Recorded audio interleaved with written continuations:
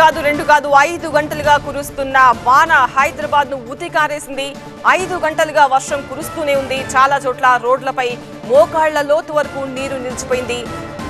City నలుదిక్కులా కూడా ముఖ్య ప్రాంతాలన్నీ జలమయమైపోయిన పరిస్థితి కనిపిస్తోంది. కేపీహెచ్బీలో అత్యధికంగా 11.2 సెంటీమీటర్ల వర్షపాతం నమోదైంది.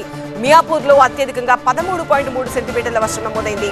సికింద్రాబాద్ లో 10.4 సెంటీమీటర్ల వర్షపాతం నమోదైంది. భారీ ట్రాఫిక్ జామ్ తో ఇబ్బందులు పడుతున్నారు వాహనదారులు. హైదరాబాద్ లో చాలా చోట్ల కిలోమీటర్ల మేర ట్రాఫిక్ స్తంభించిపోయింది. టీవీ9 ప్రతినిధి విద్యాసాగర్ మరింత సమాచారం అందిస్తారు. విద్యాసాగర్, 5 గంటలుగా వర్షం కురుస్తూనే ఉంది. ఇప్పుడు కాస్త తెరిపించినట్టుగా కనిపిస్తోంది.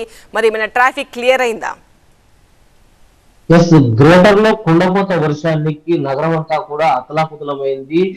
మన్నూరు చెండల నుంచి కాస్త ఉపశమనం లభించిందని భావించిన సేపట్లోనే అరగంటలోనే సికింద్రాబాద్ లో 10 సెంటీమీటర్ల వర్షం కురిస్తే ప్రస్తుతం మనగలుగుతున్న వివరాల ప్రకారము మియాపూర్ లో గరిష్టంగా 13.3 సెంటీమీటర్ల అత్యంత భారీ వర్షపాతం నమోదైంది. ఆ తర్వాత కేపీహెచ్బి లో 11.7, సికింద్రాబాద్, చందానగర్, ఆర్సీపురం, యూసఫ్గూడ ఈ ప్రాంతాల్లో 10 సెంటీమీటర్లకు పైగా వర్షపాతం నమోదైందంటే ఏ స్థాయిలో వర్షం కురిసిందో మనం అర్థం చేసుకోవచ్చు. సాధారణంగా రైనీ సీజన్ లో ఇలాంటి 10 సెంటీమీటర్ల పైగా వర్షపాతం నమోదైతే నగరం ఎంత బీభత్సం ఉంటుందో ప్రస్తుతం కూడా మళ్ళీ వేసవిలో కూడా అదే పరిస్థితి నెలకొంది. ఎందుకంటే నగరంలో ఉన్నటువంటి స్టామ్ వాటర్ డ్రైన్ సిస్టమ్స్ ఏవైతే ఉంటాయో వరద నీటి కాలువలు అవన్నీ కూడా గంటలో 4 సెంటీమీటర్ల వర్షపాతంలోపు కురిస్తేనే వాటి నుంచి వరద నీరంతా కూడా సాఫీగా వెళ్తుంది. కానీ ప్రస్తుతం 10 సెంటీమీటర్ల దాటి కురిసిన నేపథ్యంలో ఎక్కడికక్కడ వాటర్ స్టాగ్నేట్ అయినటువంటి సిచ్యువేషన్ కల్పిస్తుంది. జిహెచ్ఎంసీకి పెద్ద ఎత్తున ఫిర్యాదులు కూడా వెలువెత్తుతున్నాయి. ఇప్పటికే 52కు పైగా, అందులో 32 చెట్లు కూలినటువంటి ఫిర్యాదులతో పాటు మరొక 17కు పైగా ఫిర్యాదులు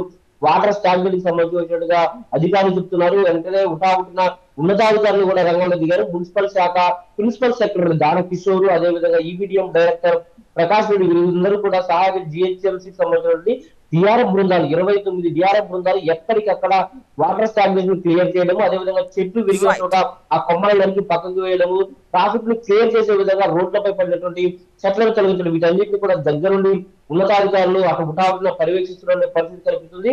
ఇక మేజర్ గా మనకి ఇప్పటికే 52కు పైగా ప్రధాన రోడ్ల మీద ఏవైతే లోతట్టు ప్రాంతాలు ఉన్నాయో వాటర్ స్టాగ్నేట్ అయినటువంటి ఏరియాస్ గుర్తించారో ఆ రోడ్లలో భారీగా వాటర్ నిలవడంతో నగరం మొత్తం కూడా ట్రాఫిక్ జామ్ తో దాదాపు 3 గంటల పాటు స్ట్రక్ అయిపోయినటువంటి పరిస్థితి ఉంటుంది. ఎందుకంటే సాయంత్రం 5 గంటల తర్వాత ఒక్కసారిగా వాతావరణం చల్లబడము, వెంటనే భారీ వర్షం కురవడంతో ఉద్యోగస్తులంతా కూడా ఆఫీసుల నుంచి ఇళ్లకు వెళ్ళేటువంటి సమయం కావడంతో పెద్ద ఎత్తున ట్రాఫిక్ జామ్ అయిపోవడంతో తీవ్ర ఇబ్బందులను ఎదుర్కొన్నారు. ప్రస్తుతం కూడా మోస్తరు వర్షం కురుస్తుంది. రేపు కూడా ఇలాంటి పరిస్థితులు ఉంటాయి కాబట్టి ప్రజలు అప్రమత్తంగా ఉండాలి.